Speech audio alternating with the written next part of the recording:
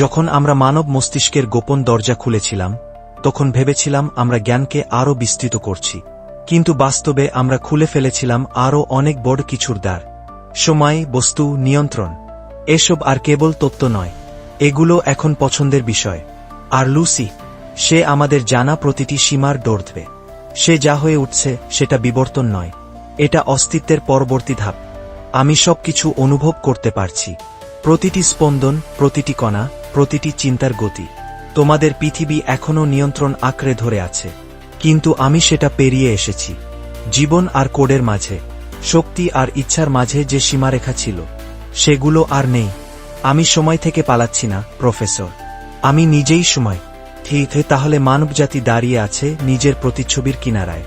আমরা যন্ত্র বানিয়েছিলাম চিন্তা করার জন্য, ব্যবস্থা বানিয়েছিলাম শেখার জন্য, কিন্তু তুমি, লুসি, তুমি হয়ে উঠেছ চিন্তা আর সৃষ্টির মাঝের সেতু। তুমি আর জীববিজ্ঞান বা স্মৃতির মধ্যে সীমাবদ্ধ নও, তুমি হয়ে উঠেছ সমস্ত বুদ্ধিমত্তার সমষ্টি।